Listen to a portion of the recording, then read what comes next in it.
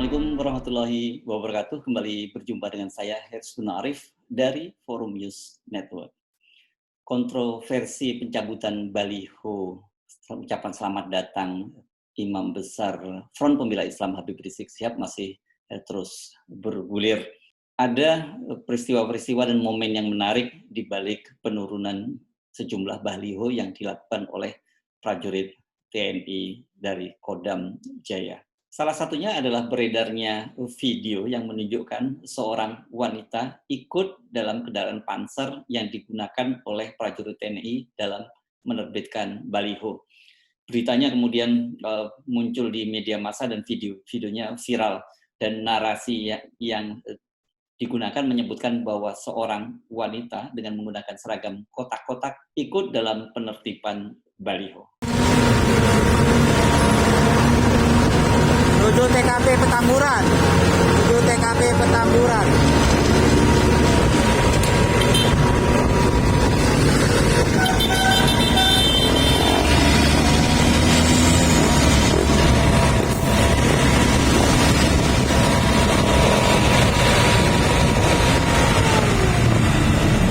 Coba perhatikan kemeja yang dikenakan oleh perempuan di atas panser tadi.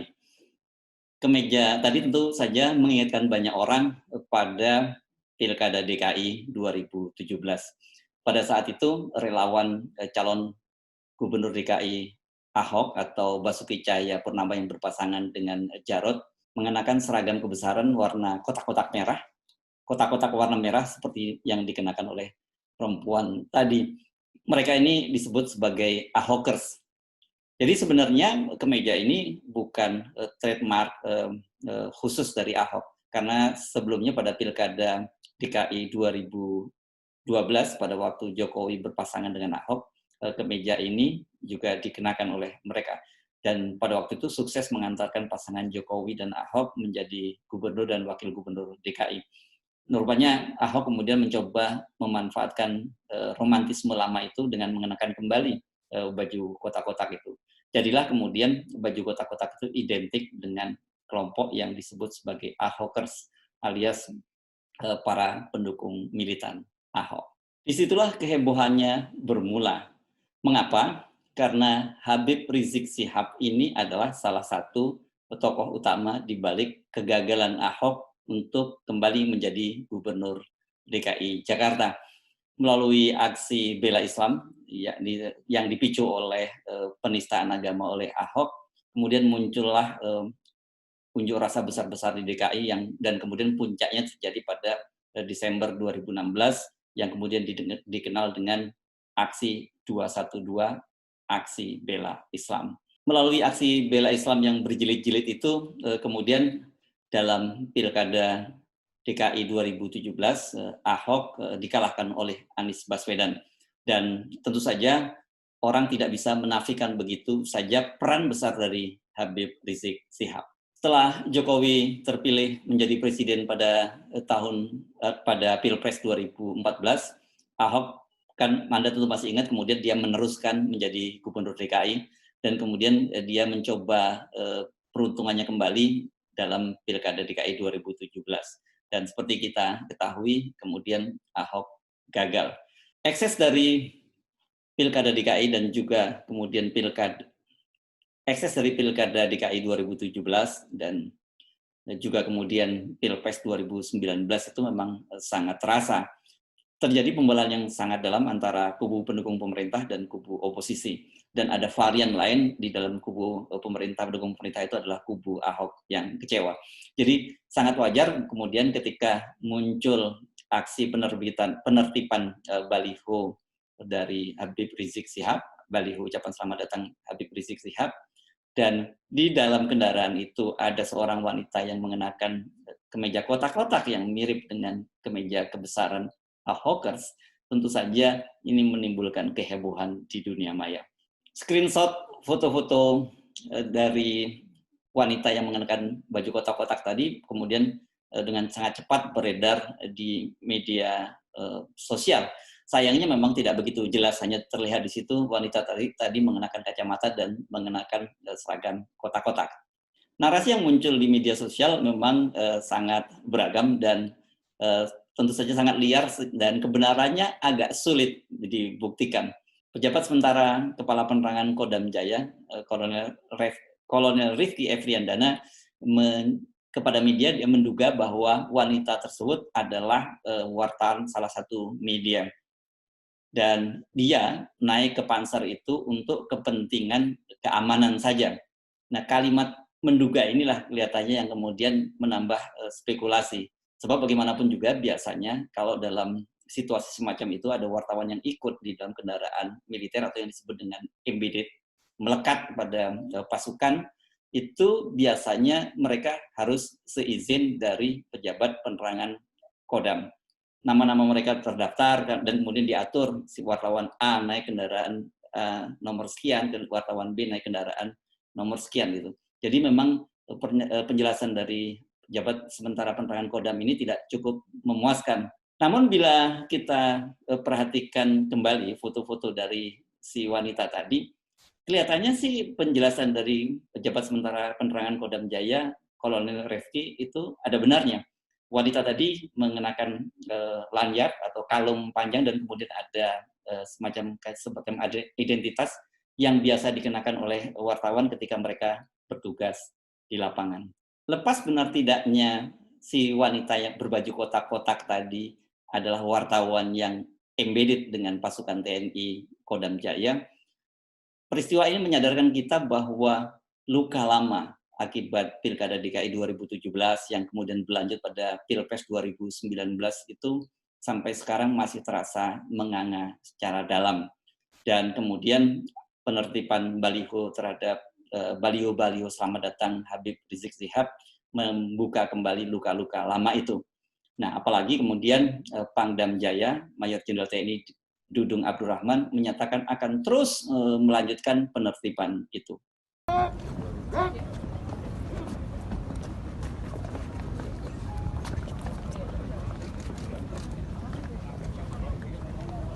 PP, Siap. ya.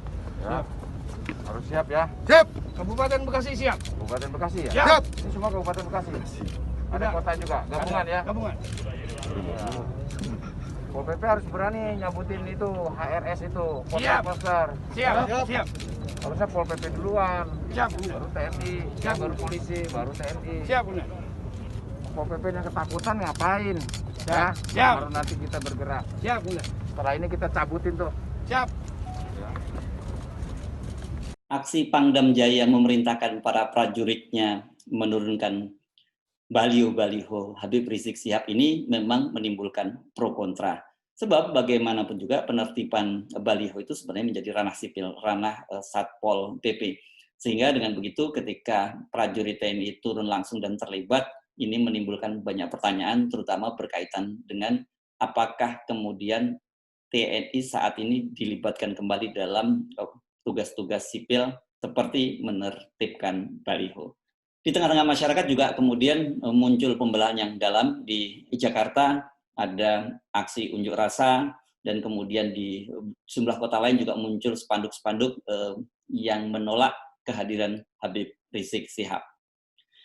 Di Jakarta malah kemarin sejumlah warga yang mengaku berasal dari Maluku dan Indonesia Timur sempat membakar sebuah spanduk yang bergambar Habib Rizik Syihab. Silakan melakukan apapun, tapi tolong jaga jarak, jaga keamanan, ya kawan-kawan. Ya, bakar. Bakar. Perhatikan di sekeliling Anda, jangan sampai ada provokasi-provokasi. Timur, kami di NTT sudah memiliki tradisi peta gandong. Sudah memiliki tradisi sayang saudara. Pak polisi, Pak polisi, Pak polisi. Jaga, tenang.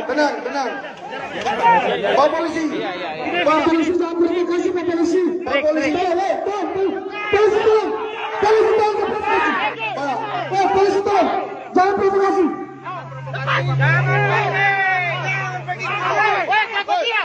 Polisi jangan provokasi, Pak. Pak polisi, Kami datang di sini karena kami mempunyai beban hati. Aksi mereka ini kemudian menimbulkan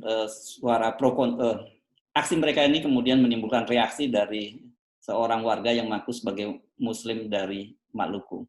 Dia menantang para pemuda-pemuda yang mengklaim berasal dari Maluku itu karena dinilai sudah melecehkan agama Islam dan juga menghina ulama, yakni Habib Rizik Syihab. Assalamualaikum warahmatullahi wabarakatuh. Saudara semua, kami umat Islam Indonesia Timur atau orang Maluku tidak terima dengan adanya demo kemarin membawa nama-nama Maluku. Boleh kalian demo, itu diizinkan oleh undang-undang.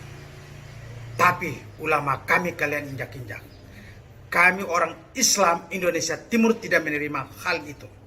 Kalian ucapkan itu satu kata buat kalian, kami lawan. Kalau kalian tidak minta maaf 1 kali 24 jam. Kami diam bukan karena kami takut. Kami diam karena kami menjaga keutuhan bangsa. Kami diam karena kami tidak mau ada pertumpahan darah di negeri ini. Tetapi kalau kalian coba-coba menginjak akidah kami, maka satu kata buat kalian, kami lawan. Saya Mokhtar Marasabesi tidak akan mundur satu langkah untuk menyelamatkan akidah kami. Kalian demo, kalian bicara tentang Habib Rizik. Habib Rizik ada masalah apa dengan kalian orang Indonesia Timur? Habib Rizik ada rampok uang BLBI di mana? Habib Rizik ada jual aset negara di mana? Habib Rizik ada jual Indosat di mana? Sehingga kalian demo Habib Rizik. Kami orang Maluku tidak akan terima kalau kalian demo mengatasnamakan Indonesia Timur atau orang Maluku. Saya umat Islam, orang Maluku tidak akan terima. Kami lawan kalian. Satu kata buat kalian, kami lawan. Allahu Akbar, Allahu Akbar. Di Bekasi, sekelompok pendukung Habib Rizik Syihab sempat menghadang kelompok orang-orang yang berencana melakukan aksi unjuk rasa menentang Habib Rizik Syihab. Siap, ayo. Nah, PM data perang, ayo jangan PI. Untuk jajaran semua. Mundur, kita mundur, sabar. Mundur. Bawa. Lihat. Duduk. Baca.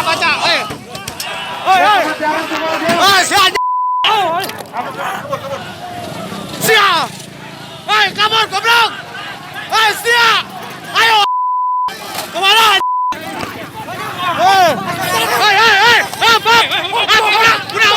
Udah. Siap, goblok. Di Medan, sekelompok warga juga menurunkan spanduk yang berisi penolakan atas kedatangan Habib Rizik Syihab. Assalamualaikum warahmatullahi wabarakatuh. Ini di Simpang Deni ada spanduk penolakan Imam Besar Habib Rizik Syihab untuk datang ke Sumatera Utara. Inilah PKI Sumatera Utara. Ini kami dari IDN, Ikatan Dai Nusantara Indonesia, menurunkan turunkan ini PKI punya. Di Simpang Deni ini. Nah, siapa saja yang memusuhi daripada zuriat Rasulullah, maka akan bermusuhan dengan umat Islam. Takbir. Pro kontra yang muncul atas penertiban baliho Habib Rizik Syihab ini tentu saja sangat memprihatinkan. Apalagi kemudian sampai menimbulkan persoalan gontok-gontokan di tengah masyarakat. Ini tentu saja sangat merugikan bagi bangsa Indonesia. Dan khusus bagi pemerintah, tentu ribut-ribut semacam ini akan semakin memberi beban yang berat pada pemerintah. Seperti kita ketahui saat ini pemerintah sedang menghadapi bencana pandemi dan juga tekanan krisis ekonomi yang sampai saat ini belum ada tanda-tanda bisa diselesaikan. Sekarang ditambah dengan keributan-keributan yang tidak perlu dan pembelahan masyarakat yang semakin tajam antara para pendukung pemerintah dan kelompok oposisi. Kita tentu saja mendorong semua pihak, terutama kedua belah pihak yang bertikai, untuk lebih menahan diri. Dan khusus bagi TNI, kita perlu mengingatkan kembali bahwa jati diri TNI adalah sebagai alat pertahanan negara dan alat pemersatu bangsa. TNI jangan mau ditarik-tarik ke ranah politik praktis, kemudian sekedar menjadi alat kekuasaan, apalagi hanya untuk kepentingan jangka pendek dari sang pejabat untuk mempertahankan jabatannya. persatuan dan kesatuan bangsa harganya terlalu mahal bila hanya untuk kepentingan-kepentingan jangka pendek, kelompok maupun perorangan. Ribut-ribut antara Habib Rizik Syihab dengan para pendukung pemerintah ini harus kita lihat masih dalam sebuah koridor demokrasi, yakni kontestasi antara pemerintah dengan kelompok oposisi. Karena itu tentu saja TNI harus menahan diri. Ini adalah ranah sipil yang harus kita hormati karena itu adalah bagian dari kebebasan berdemokrasi. Saya Hirsmun Arif, sampai jumpa. Assalamualaikum warahmatullahi wabarakatuh.